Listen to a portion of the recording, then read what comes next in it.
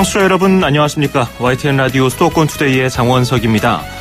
오늘 선정한 이슈는 폭염 속 건강관리입니다.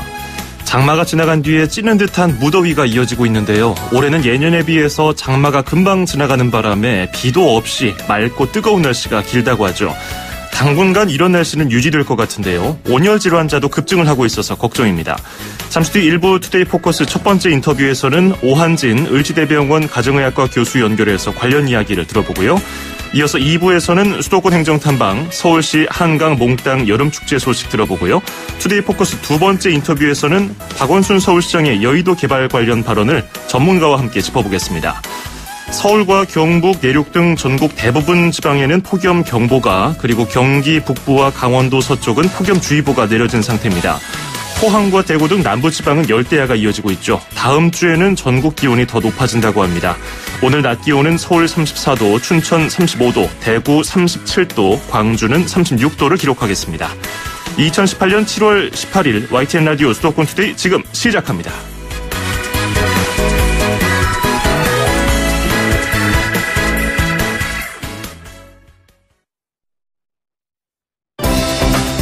수도권과 관련된 소식은 모두 여기 YTN 라디오 수도권 투데이.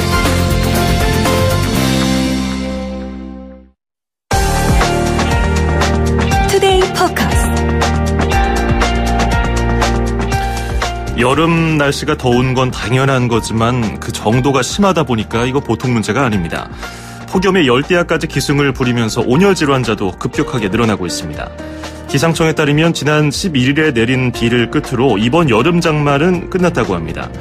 지난 1994년 최악의 폭염보다 더 지독한 여름 더위가 올 수 있다는 일부 전망도 있는데요.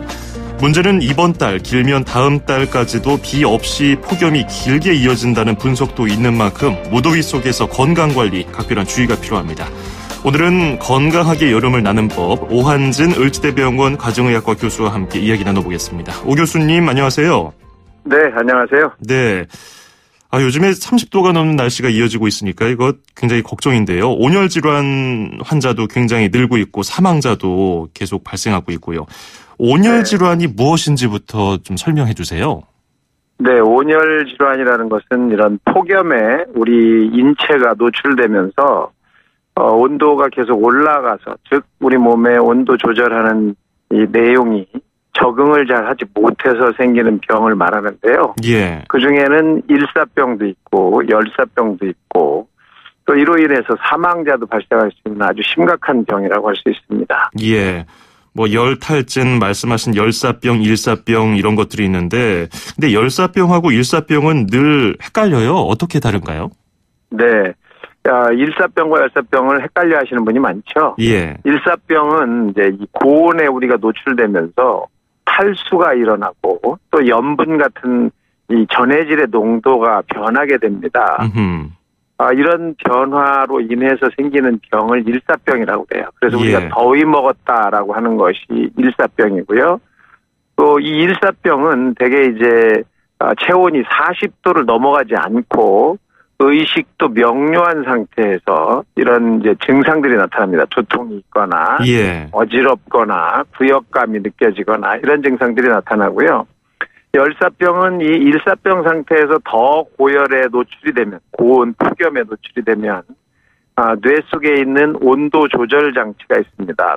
그 조절 장치가 망가져서 체온이 계속해서 올라가는 병을 말하고요. 40도를 넘게 되면서 우리 몸에서는 이제 장기 부전이 오죠. 장기가 일을 못하는 상태가 오는데 간이나 콩팥이나 심장이나 이런 것들이 다 일을 못하게 되면서 뇌도 심각한 문제가 생겨서 의식 장애가 생기고 혼수가 생기면서 사망할 수 있는 이 병을 열사병이라고 표현을 합니다. 그렇군요. 실제로 열사병에 걸린 분들 몸을 만져보면은 몸이 땀 하나 없이 뜨겁다는 느낌은 별로 없고, 의식도 없고 굉장히 위험한 상태인 것 같은데 그런 경우에는 응급조치를 어떻게 해야 되나요?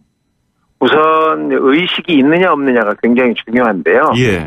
의식이 아직 있다면 시원한 곳으로 일단 옮기고 몸에 있는 옷을 좀 풀어서 느슨하게 해주면서 체온을 떨어뜨릴 수 있는 여러 가지 방법을 동원하면서 119를 부르셔야 됩니다. 예. 만약에 의식이 완전히 없다 이런 상황이 됐고 혼미하다 이런 정도면 다른 조치 취하기 전에 119부터 부르셔야 되고요. 어허. 그 다음으로 이제 옷을 느슨하게 하고 시원한 곳으로 옮기는 겁니다. 하지만 열사병으로 40도를 넘는 체온은 밖에서 어떤 일을 해도 체온이 떨어지기가 어렵습니다. 아, 그래요? 그렇기 때문에 반드시 병원으로 가야 되고요. 예. 이때는 땀이 나질 않아요. 왜냐하면 땀이 나면 사실은 체온을 떨어뜨리는 기전이 작동을 하고 있는 거거든요. 예. 우리 땀이 휘발되면서 체온을 떨어뜨리는 그런 기전으로 체온을 낮추는 그런 역할을 하는데 땀이 나지 않기 때문에 체온이 계속해서 올라가는 거고요. 이렇게 되면 몸속에 있는 단백질이 전부 다 변성이 되면서 효소 작용도 전혀 일어나지 않고 예. 내 몸에서 대사 과정이 완전히 멈추게 되는 그래서 생명이 유지되기 어려운 상황으로 처하게 되는 겁니다. 그러면 열사병에 걸린 그 온열 질환자들은 골든타임을 어느 정도로 봐야 되나요? 이거는 골든타임이라고 볼 수가 없습니다. 40도를 일단 넘었다 하면 바로 병원에 가셔야 되고요. 예. 체온을 낮추기 위해서 얼음 관장을 할 정도로 심부 체온을 떨어뜨려야 되기 때문에 굉장히 어려운 상황에 처하게 됩니다. 예. 뿐만 아니라 우리가 이제 그 혈관 주사를 놓지 않습니까? 예. 링거를 놓게 되는데 이 링거도 차가운 링거를 통해서 체온을 떨어뜨릴 수 있는 방법을 찾게 되는데요. 굉장히 심각하고 급박한 상황이기 때문에 우리가 말하는 골든타임이라는 걸 생각할 필요가 없습니다. 바로 가야 됩니다. 예. 진짜 말씀하신 대로 우리가 응급조치로 할 수 있는 것들이 아닌 그 수준을 넘어서는 그런 질환인데 그럼 열사병의 경우는 치사율도 굉장히 높겠네요. 그럼요. 치사율이 굉장히 높습니다. 치사율이 30% 이상 되는 것으로 되어 있고요. 예. 따라서 시골에서 이 농사일을 하시는 분들이 굉장히 위험해요.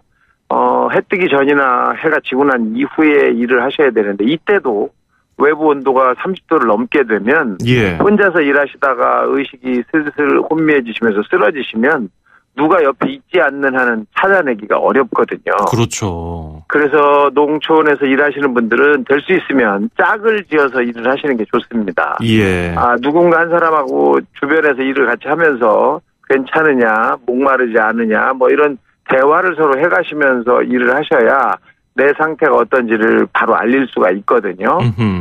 물론 이제 그 전에 일사병 증상, 예를 들어서 목이 자꾸 마른다든지 부역질이 난다든지 현기증이 난다든지 이때 이미 이제 증상이 온 거기 때문에 빨리 시원하고 좀 체온을 떨어뜨릴 수 있는 곳으로 움직이셔야 되는데 이걸 놓치는 경우가 꽤 많아요. 조금만 더 하지. 여기까지만 하지. 이러다가 이제 욕심내시다가 문제가 생기는 경우가 많거든요. 그렇죠. 최근에 밭일 하다가 돌아가신 분들 연세를 보니까 80세 이상 굉장히 고령이더라고요. 그렇기 때문에 어르신들은 반드시 지금 말씀 들으신 대로 2인 1조로 움직이시고 조금이라도 몸이 이상하다 싶으면 바로 휴식을 취하셔야겠고요. 그런데 이렇게 열사병이나 일사병이 걸린 분들에게 바로 찬물을 붓는다든지 이런 식으로 하면은 몸에 무리가 갈까요? 일사병 상태는 아직 의식이 있기 때문에 이때는 찬물을 드실 수도 있습니다. 의식이 있으니까 물을 마실 수가 있죠. 찬물을 드시는 것도 괜찮고 조금 미지근한 물로 온몸을 닦아주면 그 닦아진 물기가 휘발되면서 체온을 떨어뜨리기 때문에 그런 시도는 굉장히 도움이 됩니다. 하지만 이걸 넘어선 상태, 열사병 상태에서는 전혀 도움이 되지 않으니까요. 이런 일을 하신다고 체온이 돌아오는 게 아니니까 이런 노력보다는 119를 부르는 게 가장 빠른 방법이십니다. 그렇군요. 이 정도니까 어제 오후에도 안타까운 사고가 있었더라고요. 경기 동두천에서 어린이집 통약 차량 안에 방치됐던 4살 어린이가 7시간이나 그 찜통 차량에 있다가 아주 안타까운 일을 겪었는데 여자아이가 그렇게 돼서 참 안타깝더라고요. 그렇게 말입니다. 그럼 이거는 견딜 수가 없겠는데 보통 사람이면은 그 차 안에서 어느 정도 있게 되면 어린아이는 더 심하겠지만 보통 사람이면 어느 정도 차 안에 있으면 이거는 한계라고 봐야 될까요? 우선 30분도 견디기가 어렵습니다, 사실. 네, 사실 그렇죠. 물론 이제 어른 같으면 이제 체온을 조절하는 기능이 있으니까 여러 가지 역할을 할 수가 있지만 아이들은 더더욱이 이 차가 닫혀 있거나 하면 이걸 작동하는 법도 잘 모르고 문을 열 수도 없으니까 이런 일을 당한 건데요. 예. 차 속의 온도가 심할 경우에는 거의 80도 이상 올라가는 거로 돼 있습니다. 예. 이렇게 되면 계란이 뭐 다 익을 정도가 되는 거니까 사람 몸도 마찬가지고요. 예. 우리 몸 내부 온도가 40도를 넘기 시작하면 단백질 변성이 오거든요. 단백질이 이제 익기 시작하는 거예요. 쉬운 말로 하면. 이렇게 되면 몸속에 있는 모든 기능이 망가지는 거죠. 그래서 예. 차 속 같은 데에서는 1시간 이상 있었다 그러면 상당히 심각합니다. 예. 절대로 차 안에 아이가 있는지 사람이 있는지를 확인하고 그러고 문을 닫든지 하셔야 합니다. 예. 이게 사우나에 오래 있는 것하고는 다른가요? 사우나에 오래 있어도 온열 질환이 발생할 수 있습니다. 예.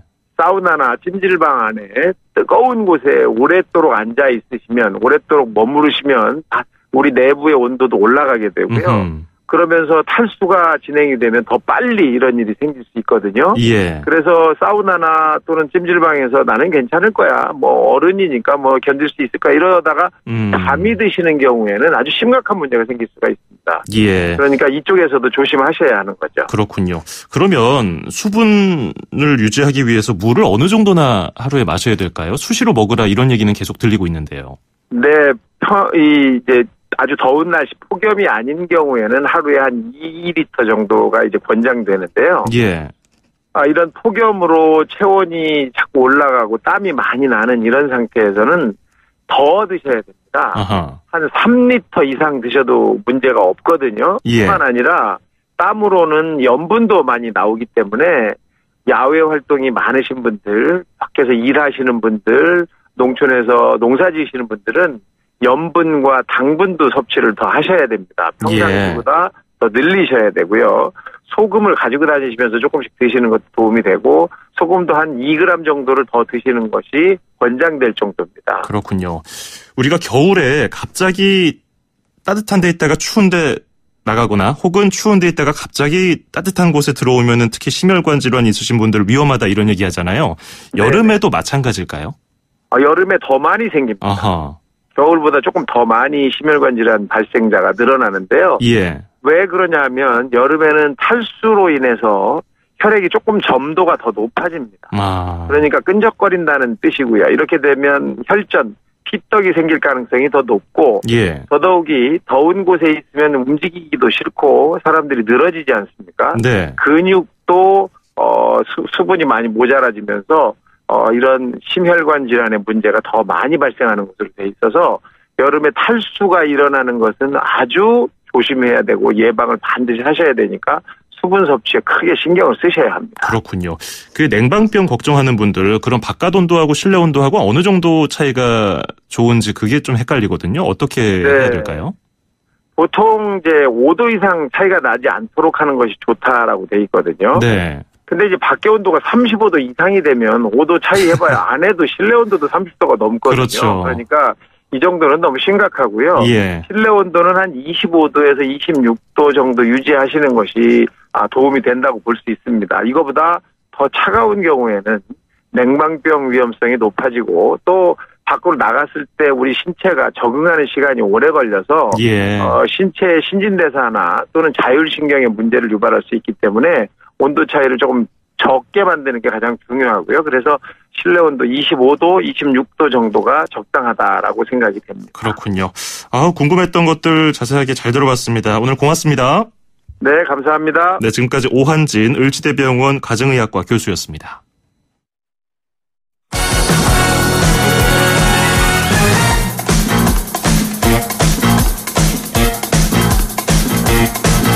수도권 뉴스 브리핑입니다. 박원순 서울시장이 내년도 최저임금 인상을 둘러싼 논란에 대해서 언제까지 최저임금 탓만 하고 있을 것이냐면서 자영업자를 위한 특별대책 마련과 상가 임대차법 등 관련 법 통과를 촉구했습니다. 박원순 시장은 자신의 페이스북에 글을 올려서 하루하루가 힘들고 서러운 사람들 간의 반목으로는 결코 최저임금을 해결할 수 없다면서 을과 을의 싸움, 을과 병의 싸움이 되지 않도록 정치가 있는 것이라고 밝혔습니다. 박 시장은 그런데 일부 정치권은 갈등을 중재하고 풀기보다 오히려 조장하고 있다며 야당이 모든 문제를 최저임금 탓으로만 돌리고 있다고 비판했습니다. 경기 지역 특성화고가 학급을 증설하고 학과를 신설 또는 개편하는 한편 일부 특성화고는 남녀공학으로 개편되고 교명도 바뀝니다. 경기도 교육청은 특성화고 학과 개편을 지원하고자 21개 교에 총 108억 원을 지원한다고 밝혔습니다.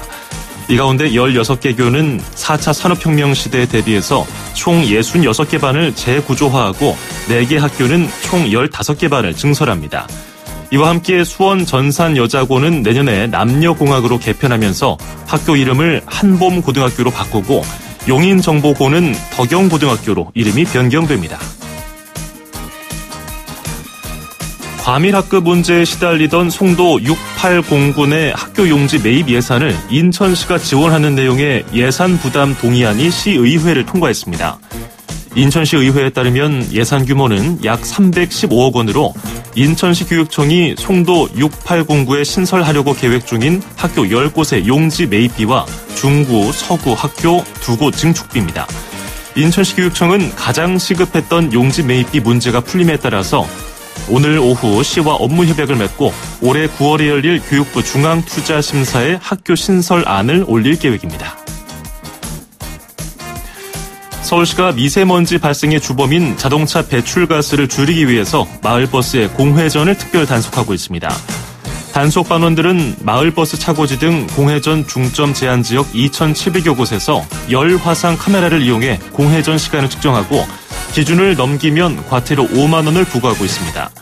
단속 기준치는 대기 온도가 5도에서 25도 사이일 때 2분 이상 시동을 켠 경우, 25도에서 30도일 사이의 경우에는 5분 이상 시동을 켠 경우입니다. 서울시는 또 지난 5월부터 전체 마을버스 1,558대를 대상으로 배출가스 점검도 진행하고 있습니다. 경기도가 가축들이 비교적 넓은 공간에서 건강하게 사육되도록 추진해왔던 가축 행복 농장이 이르면 이달 말에 늦어도 다음 달 초에 처음으로 지정될 전망입니다. 경기도는 과도한 밀집 사육과 비위생적인 사육 환경을 개선해서 닭과 소, 돼지가 사육 중에 행복을 느끼고 각종 질병에 걸리지 않게 하려고 지난해 4월 경기도 가축 행복 농장 인증 및 지원에 관한 조례를 제정했습니다. 가축 행복농장으로 인증받기 위해서는 한우는 10제곱미터, 돼지는 0.8제곱미터, 산란개는 0.075제곱미터 이상 등 가축 한 마리당 사육 면적 기준을 충족해야 합니다. 경기도는 지정된 농장에는 축사시설과 방역시설 개선, 경영 컨설팅, 정책 자금 등을 지원하고 이런 농장에서 생산된 각종 축산물도 가축 행복 축산물로 인증할 방침입니다. 인천광역시의 각 구청이 운영하고 있는 무료 물놀이터가 속속 개장하고 있습니다. 부평구는 지난 16일에 갈산 물놀이장 개장에 이어서 어제 장수산 계곡형 물놀이장을 개장했습니다. 서구에서는 청라 늘푸른 공원 원신근린공원과 가정어린이공원 그리고 원신근린공원의 물놀이장을 오늘 문 엽니다. 계양구와 동구도 각각 천마산 자연물놀이장과 송현근린 물놀이장을 운영하며 남동구와 연수구에서도 물놀이장을 개장했거나 조만간 운영을 시작할 예정입니다. 이들 동네 물놀이장은 담당 구에서 정기적으로 수질을 관리하고 안전요원을 배치하는 등 수질과 안전에도 만전을 기하고 있습니다. 서울시 한강사업본부는 오는 28일부터 10월 27일까지 매주 토요일 반포 한강공원에서 숨겨진 역사 문화 이야기를 들으며 야경을 즐기는 한강 야경 투어를 운영한다고 밝혔습니다.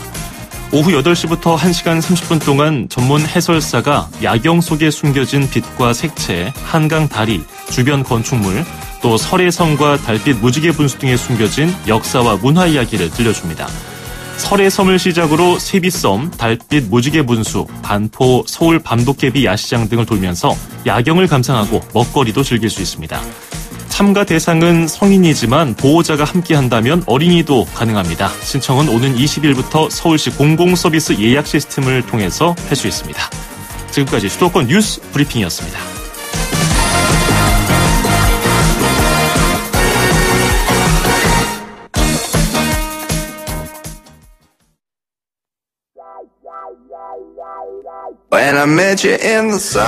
YTN 라디오 수도권 투데이 1부 캘빈 해리스가 부르는 서머 어디어 들으면서 마무리하고요. 잠시 뒤 2부에서 뵙겠습니다.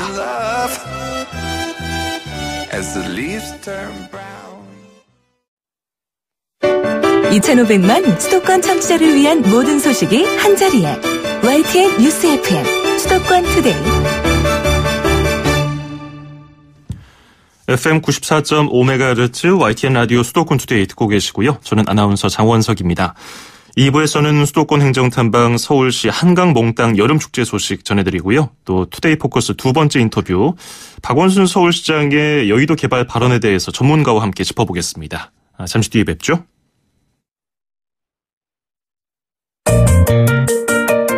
음악과 수도권 뉴스가 한방에. 수도권 전문 방송 수도권 투데이.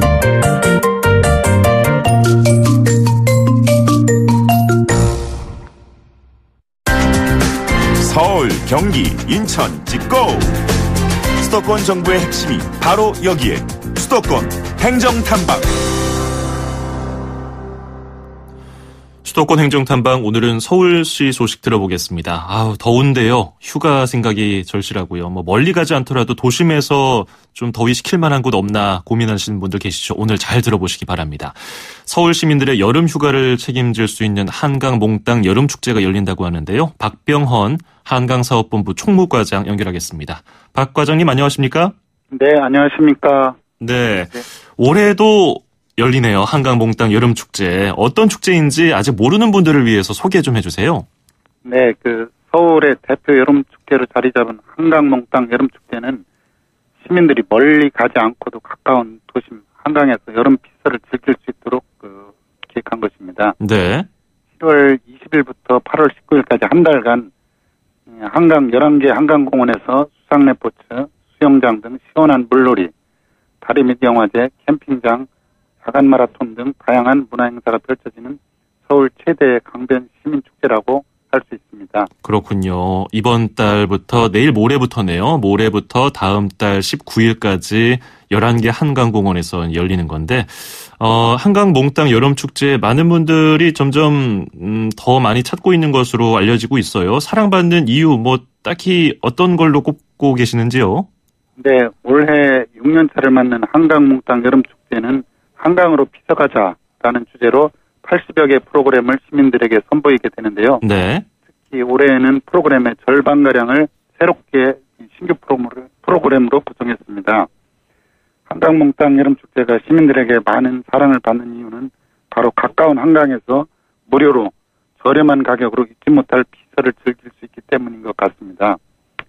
해마다 시민들의 사랑을 크게 받는 중의배경주대회, 다리 및 영화제 등 한강 몽땅의 대표 프로그램들이 더욱 알차게 구성하고요. 물놀이장에서 튜브를 타고 시원한 물에 발을 담그고 영화를 관람하는 프로그램인 시네마 퐁당을 비롯해서 추억의 동춘 서커스, 7가지 서커스 프로그램을 무료로 즐길 수 있는 한강 달빛 서커스 등 소소하지만 확실한 행복을 누릴 수 있는 신규 프로그램이 대거 준비되어 있습니다. 네. 과장님, 수화기를 좀 가까이 대고 말씀 좀 부탁드리겠습니다. 네. 프로그램이 굉장히 많은데요. 이렇기 때문에 그냥 와서 물놀이만 첨벙첨벙 하는 게 아니고 여러 가지 즐길 거리가 많아서 많은 분들이 찾는 것 같아요. 80가지의 여러 가지 프로그램 중에서 그래도 이것만은 꼭 한번 해보시라 하고서 추천하는 프로그램 3개를 꼽는다면 어떤 게 있을까요? 네, 물론 80가지 콘텐츠를 다 추천드리고 싶지만은 네. 꼭 3개를 추천해달라고 말씀하시면은 첫 번째 한강에서 즐기는 특별한 물싸움 놀이가 있습니다. 아하. 20만 개의 물폭탄을 던지면서 시원하게 즐길 수 있는 한강 물싸움 축제를 추천해드립니다. 피서 멀리 가지 마시고요. 한강에서 시원한 바람, 시원한 물을 맞으면서 힘차게 던지고 신나게 맞으면서 쿨한 여름 즐기시기 바랍니다. 네, 또 하나 추천드린다면은 열대야를 이열치열로 이겨낼 수 있는 특별한 쇼가 있습니다. 네. 한강 파이어 댄싱 페스티벌입니다. 러시아, 체코 등 세계 7개국 파이어 댄싱 아티스트가 선보이는 뜨거운 무대를 추천드립니다. 하나 더 추천드린다면은 달빛을 가로등 삼아서 한강변을 밤새 거니는 한강 나이트워크 42K를 추천드립니다. 15km, 25km, 45km로 구성된 3개 코스로 되어 있고요. 42km의 경우에는 여의도 한강공원에서 출발해서 광나루, 광진교까지 이어지니 네. 네, 죄송합니다. 네, 과장님 지금 전화 상태가 많이 안 좋아서요. 잠시 끊었다가 다시 연결하겠습니다. 잠시만 기다려주세요. 네. 자, 청취자 여러분의 양해 좀 부탁드리겠습니다. 지금 한강몽땅 여름축제에 대해서 박병헌 한강사업본부 총무과장에게 설명을 듣고 있었는데요. 내일 모레부터입니다. 내일 모레부터 8월 19일까지 한 달 동안 서울 한강공원, 11개 한강공원에서 열리는 행사인데요. 80가지나 프로그램이 있답니다. 그중에서 3가지 추천을 받았습니다. 저는 개인적으로 첫 번째 들었던 거 물싸움 놀이, 20만 개의 물폭탄을 던질 수 있다고 하는데요. 이거 어렸을 때 이거 잘못하면 어른들한테 많이 혼났던 거죠. 자, 다시 연결됐다고 하네요. 과장님 연결됐습니까? 네네. 죄송합니다. 전화 상태가. 괜찮습니다. 한결 나아졌네요. 네. 한강하면 또 수상 레포츠를 빼놓을 수가 없잖아요. 수상 레포츠 뭘 즐길 수 있습니까? 수상 레포츠가 한강의 핵심입니다. 네. 올해는 더욱 풍성한 프로그램으로 준비했습니다. 시원한 강바람을 맞으면서 카누, 요트를 즐길 수 있는 설해섬 킹카누 투어와 레인보우 브릿지 요트 투어가 준비되어져 있고요. 네. 한강몽땅의 대표 도전 프로그램으로 참가자 중에 30%가 물에 빠지는 경험을 할 수 있는 종이배 경주대회가 있습니다. 네. 또 투명 카약이나 패들보트, 오리보트 등 10여 가지 다양한 수상 레저를 한자리에서 즐길 수 있는 한강 수상 놀이터를 운영하게 됩니다. 종이배 경주대회 재밌겠네요. 자, 네. 그러면 이 한강몽땅 여름축제 정보는 어디서 볼 수 있나요? 네, 검색창에서 한강몽땅 하시면 되겠고요. 네. 한강몽땅 홈페이지와 스마트 서울 앱에서 자세한 내용을 확인하실 수 있습니다. 그렇군요. 네. 자, 서울 시민분들 혹은 수도권에 계신 분들께 꼭 한번 찾아와 보시라고 한마디 해주신다면요? 네, 올해 6제를 맞이하는 한강몽땅 여름축제가 시민들의 여름을 책임질 프로그램으로 완전 무장해서 돌아왔습니다. 한강몽땅 여름축제가 서울을 대표하는 프로그램으로서 나아가 세계적인 강변축제로 자리매김할 수 있도록 더욱 발전시켜 나가겠습니다. 올 여름도 시민들이 만들고 시민과 함께하는 한강몽땅에서 잊지 못할 여름 추억을 만드시기를 바라겠습니다. 네, 오늘 말씀 잘 들었습니다. 고맙습니다. 네, 감사합니다. 네, 지금까지 박병헌 서울시 한강사업본부 총무과장이었습니다.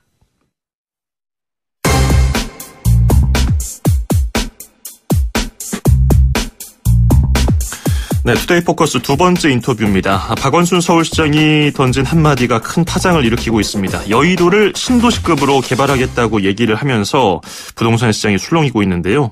여의도 일반 아파트뿐 아니라 재건축 아파트 할 것 없이 매물이 쏙 들어갔다고 합니다. 과연 여의도가 박 시장의 바람대로 신도시로 발돋움할지 아니면 찻잔 속의 태풍으로 머무를지 알아보겠습니다. 권대중 명지대 부동산학과 교수 연결하겠습니다. 권 교수님 안녕하세요. 안녕하세요. 네. 일단 전문가로서 이번 박원순 서울시장의 발언 어떻게 보고 계신지요? 글쎄요, 일단 전혀 불가능한 건 아니고요. 네. 단지 이제 우리나라는 이제 자유 시장 경제의 사유재산을 인정하고 있기 때문에 다른 나라와 달리 개발하는 데는 좀 걸림돌이 있습니다. 네. 그런데 이제 박원순 시장의 계획은 그래도 일반의 가능성이 있죠. 그러니까 발언을 했겠죠. 그러니까 싱가포르의 마리나 베이 샌즈처럼 만들겠다고 했는데 이게 어떤 곳입니까? 우선 싱가포르는 토지 소유권이 개인에게 있지는 않습니다. 예. 그러니까 이제 사업하기가 좋은데 마리나 베이 샌즈는 아주 조망권이 좋고 고급 레스토랑이나 호텔이나 명문 브랜드가 이렇게 밀집되어 있는 대표적인 관광지입니다. 예. 특히 이제 싱가포르 남쪽 끝에 넓은 바다와 같이 빌딩들이 어우러진 속에 있는데, 싱가포르 가는 사람들은 거의 여기를 들립니다. 네. 싱가포르의 아주 상징인 모라이언 상도 이곳에 있고요. 그 다음에 호텔이 한 2,500개씩이나 되고 57층 건물 3개나 있고 그 모양도 범선형으로 되어 있습니다. 네. 싱가포르 가는 분들은 아마 꼭 한번 가보실 것 같습니다. 그렇군요. 네. 그러니까 박원순 시장도 이런 마리나 베이 샌즈처럼 수변 도시로 만들겠다는 건데, 근데 여의도는 주요 건물이나 시설 빼면은 거의 아파트 단지, 그것도 굉장히 노후화된 곳이 많아서 재개발 얘기가 계속 나왔던 곳인데요. 근데 박 시장의 계획대로라면은, 발언대로라면은 여의도는 어떤 식의 신도시가 될까요? 우선은 여의도가 옛날에 5.16 광장이라고 지금 공원돼 있죠? 예. 북쪽으로 이제 국회의사당과 거기는 일반적인 업무용 빌딩이 있고, 남쪽으로 이게 이제 주거용하고 업무용이 혼합돼 있는데, 예. 지금 자이 아파트를 뺀 나머지 대부분 아직도 노후불량한 지역으로 되어 있습니다. 이게 1970년대 초초로 계획도시를 만들었던 곳이고요. 그래서 이 국회의사당뿐이 아니라 지상파 방송들도 많이 이제 이전을 했지만 아직도 KBS가 있고. 네. 금융사들도 상당 부분 아직 남아 있습니다. 강남으로 많이 이주했지만. 그래서 이 지역은 일일 한 100만 명 정도가 들어왔다 나가는 그런 아주 대표적인 업무 시설인데요. 이 지역을 좀 박 시장이 이제 개발하겠다고 하는 건데, 그 일변의 일부 이제 방송사는 상암동으로도 가고, 은행은 강남으로 갔기 때문에. 예. 그게 또 역시 우리 세종시로 이전 얘기가 또 나오고 있잖아요. 그래서 특화된 도시로 개발할 가능성도 있습니다. 네. 인천의 송도 경제자유구역하고 비교하면은 어떨까요? 완전히 목적이 다를까요? 송도보다는 면적이 워낙 많이 작아요. 이거는 공업단지 물류센터까지 합쳐서 한 1660만 평 가까이 됐거든요. 1600만 평인데 이 여의도는 89만 평밖에 안 됩니다. 예. 면적이. 그래서 규모의 경제에서 송도보다는 작지만 그래도 1000만 인구가 밀집돼 있고 또 서울에 있기 때문에 또 중심가에 가까이 있기 때문에 그 효용성은 더 높아질 거라고 보여집니다. 개발이 된다면. 그렇군요. 그리고 이제 관광객이 늘어나는 상황에서 꼭 서울은 들리고 가기 때문에 명소로 개발할 가능성도 있죠. 네. 네. 근데 박원순 서울시장이 지금까지 시정을 꾸려온 것을 보면은 특히 부동산 관련해서요. 고층 건물 제한을 두고 재개발, 대규모 개발에 대한 약간의 거부감이 있는 것처럼 보였었는데, 근데 이번에 얘기를 들어보면은 여의도를 통으로 다시 개발할 것이다. 건물 높이를 높일 계획을 하고 있다. 이렇게 하고 있는데 이게 어떤 의미가 있고요? 이게 실효성이 있을까요? 우선은 서울시가 건물을 지을 때 스카이라인이라고 해서 35층 이상 주거용을 못 짓게 하고 있거든요. 그렇죠. 여의도는 아마도 이거를 완화시켜서 가능성 있게 바꿀 것 같고요. 만약 개발한다면. 그래서 면적은 한정되어 있지만 집약적으로 집중적으로 개발해서 관광 명소로 만들면서도 서울의 대표적인 브랜드 도시로 만들려고 하는 계획은 갖고 있는 것 같은데. 예. 아마도 이번에 재선되면서 자신감이 더 붙었던 것 같아요. 아하. 개발한다 그러면 이게 1~2년 만에 되는 문제는 아니겠습니까? 예. 박 시장이 근무하는 시장으로 재임하는 기간에 마무리되지는 않을 거고요. 적어도 마스터 플랜을 짜서 출발은 할 수 있을 것 같아요. 예. 이르면 다음 달에 여의도 개발 마스터 플랜 구체적인 내용이 나올 것 같기도 한데. 네. 문제가 있습니다. 이거는 뭐냐면 강남이나 다른 지역은 제한하고 있잖아요. 그죠? 지금 현재요. 예. 다른 지역과의 형평성 문제가 또 시민들의 불만이 터져 나올 수 있기 때문에. 그렇죠. 우선 그거를 이제 이해시키는 게 가장 관건이라고 생각이 돼요. 지금 용도 변경도 언급이 됐어요. 지금 기존의 상업 용도뿐 아니라 일반 주거용으로 분류된 지역도 준주거라든지 상업용으로 바꾸는 걸 검토하고 있는데 이건 어떤 의도가 있다고 볼까요? 이것도 다른 지역과의 형평성 문제 때문에 이해를 구해야 되겠지만 이제 용도 지역 지구 구역 제도는 토지 이용률을 제한하면서 합리적인 이용을 유도하는 거거든요. 예. 서울시 관계자가 어제 여의도 시범 아파트나 관광 아파트는 여의도 이제 동쪽에 있는데 이 3종 주거지로 지정되어 있는 것을 다른 용도로 상업 용도로 바꿔서 고밀 개발하겠다고 하는 거고요. 예. 특히 주거용 아파트 같은 경우는 소형 오피스나 오피스텔 또는 아파트가 복합된 주거단지로 탈바꿈시켜서 외국인이나 청년들 일자리를 늘리면서 주거할 수 있는 공간을 만들겠다.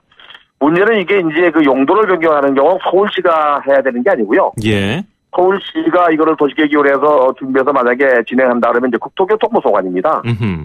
국토교통부에서 인가를 받아야 되는데 아무래도 이제 진보 정당이 집권하고 있고 역시 박원순 시장도 그쪽 분위기 때문에 가능성은 없잖아 있습니다. 그러나 주거적인 모든 이제 상업지나 준주거지로 바뀌면 고밀 개발하게 되면 이제 다른 쪽과의 형평성 문제나 교통 문제나 환경 문제 또는 기타 도시 기반 시설 문제가 있기 때문에 쉽지는 않을 것 같고요. 만약 그래야 되면 소유자들이 많은 이익을 챙길 수 있기 때문에 그렇죠.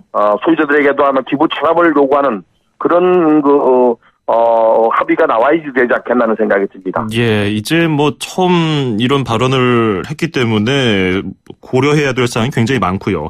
게다가 여의도 지역은 1970년대에 지어진 오래된 아파트가 많아서 재건축, 재개발 얘기 계속해서 나오고 있고 지금도 안전진단 통과한 곳도 있고 추진 중인 곳도 있는데 근데 오히려 이렇게 여의도를 통으로 개발하는 발표 때문에 재건축이 더뎌지는 거 아닌가 이렇게 분석하시는 분들도 계세요. 이거 어떻게 보십니까? 이거는 당연하죠. 전체 하나의 여의도를 하나의 존중으로 보고 계획을 한 다음에 구분별로 계획해서 개발하게 되면은 지금 추진하고 있는 그 사업들은 전부 중단될 거라고 보여집니다. 예. 이제 단지로 개별적으로 이렇게 개발하게 되면 계획된 도시 속에서 도시 기반시설을 합리적으로 만들기는 어렵지만 전체를 하나로 그 개발하게 되면 그런 이점은 있습니다. 예. 그러나 이제 화유재산이기 때문에 이거를 통제하면서 개발하는 건 쉽지 않을 것 같습니다. 그렇군요. 지금 추진하고 있는 정비 사업들은 아마도 늦어질 것 같습니다. 예.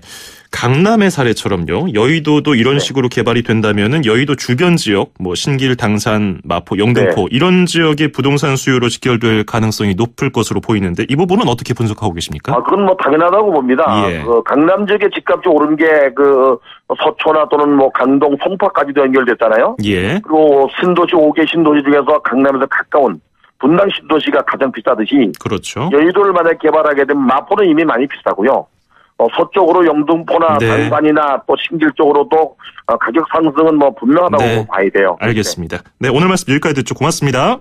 네, 감사합니다. 네, 지금까지 권대중 명지대 부동산학과 교수였습니다. 네, 7월 18일 YTN 라디오 수도권 투데이 오늘 여기서 마치고요. 저는 내일 아침 9시 10분에 돌아옵니다. 장원석이었습니다. 고맙습니다.